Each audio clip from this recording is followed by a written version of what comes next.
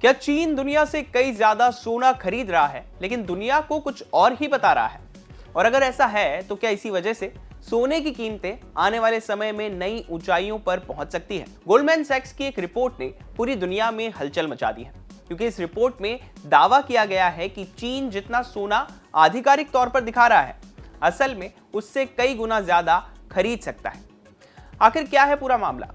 चीन ऐसा क्यों कर रहा है और इसका असर भारत में सोना खरीदने वालों पर कितना पड़ सकता है?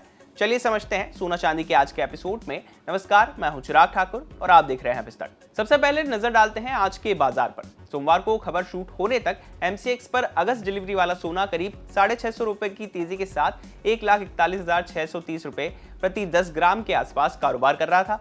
वहीं सितंबर डिलीवरी वाली चांदी में करीब 2500 रुपए का उछाल देखने को मिला है और इसकी कीमत करीब 2,19,000 रुपए प्रति किलो के आसपास ट्रेड कर रही थी। अब सवाल है कि आखिर सोने चांदी में ये मजबूती क्यों बन गई है? इसकी एक बड़ी वजह है गोल्डमैन सैक्स की रिपोर्ट को भी माना जा रहा है। अब समझिए पूरी कहानी। गोल्डमैन सैक्स का दावा है कि मई 2026 में चीन ने आधिकारिक तौर पर सिर्फ 10 टन सोना खरीदने की जानकारी दी है, लेकिन बैंक का अनुमान है कि वास्तविक खरीद 48 टन से ज्यादा हो सकती है, यानी कि करीब 5 गुना ज्यादा।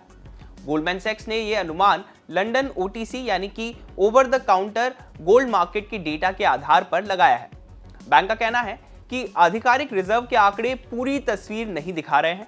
हालांकि ये बात साफ कर दें कि ये गोल्डमैन सैक्स का अनुमान है। अब अगर चीन सच में इतना ज्यादा सोना खरीद रहा है तो फिर आखिर इसकी जरूरत पड़ क्यों रही है? इसकी सबसे बड़ी वजह बताई जा रही है डॉलर पर निर्भरता कम करना। पिछले कुछ सालों में दुनिया ने देखा कि रूस के विदेशी मुद्रा भंडार पर प्रतिबंध लगाए गए। इसके बाद कई देशों को एहसास हुआ कि सिर्फ डॉलर पर आधारित विदेशी मुद्रा भंडार रखना जोखिम भरा हो सकता है। ऐसे में अब कई केंद्रीय बैंक धीरे धीरे अपने रिजर्व में सोने की हिस्सेदारी को बढ़ा रहे हैं। चीन भी उसी रणनीति पर तेजी से आगे बढ़ता दिखाई दे रहा है। यही वजह है कि अब सिर्फ चीन ही नहीं बल्कि दुनिया के कई केंद्रीय बैंक लगातार सोना खरीद रहे हैं। गोल्डमैन सैक्स के मुताबिक मई में दुनिया के केंद्रीय बैंकों ने कुल मिलाकर करीब 81 टन सोना खरीदा। अगर पिछले 3 महीनों का औसत देखें तो ये 66 टन प्रति महीना बैठता है। हैरानी की बात यह है कि 2022 से पहले ये औसत सिर्फ 17 टन प्रति महीना हुआ करता था, यानी कि कुछ ही सालों में केंद्रीय बैंकों की खरीदारी कई गुना बढ़ चुकी है। अब इसका सीधा असर कीमतों पर पड़ता है।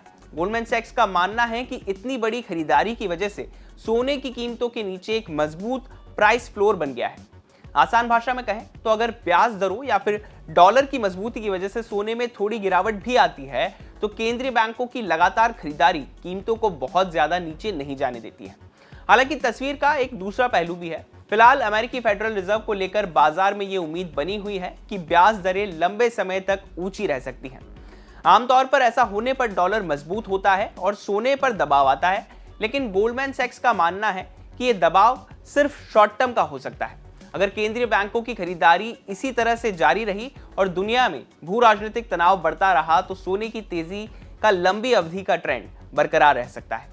यही वजह है कि गोल्डमैन सैक्स ने 2026 के अंत तक का सोने का लक्ष्य $4,900 प्रति ट्रॉय आउंस बरकरार रखा है। इससे पहले बर्नस्टाइन भी 2026 के लिए अपना गोल्ड टारगेट बढ़ाकर $4,533 प्रति आउंस कर चुका है।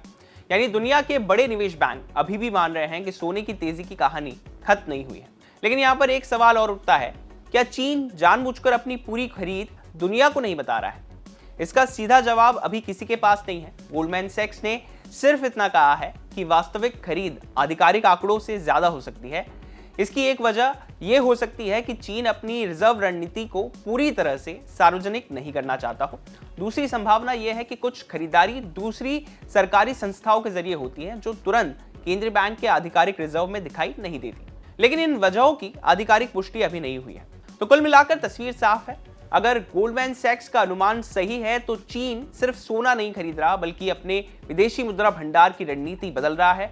और अगर दुनिया के दूसरे केंद्रीय बैंक भी इसी रास्ते पर चलते रहे तो सोने की कीमतों को लंबे समय तक मजबूत सहारा मिलता रह सकता है। यही वजह है कि दुनिया के बड़े निवेश बैंक अभी सोने को लेकर बुलिश नजर आ रहे हैं। अब सवाल आपसे है, क्या आपको लगता है कि चीन और दूसरे केंद्रीय बैंकों की खरीदारी सोने को नई रिकॉर्ड ऊंचाइयों पर ले जाएगी या फिर अमेरिकी फेड की सख्त नीति इस तेजी पर ब्रेक लगाएगी? अपनी राय हमें कमेंट सेक्शन में जरूर दें और बिजनेस से जुड़ी बाकी तमाम खबरों के लिए आप देखते रहिए विस्तार।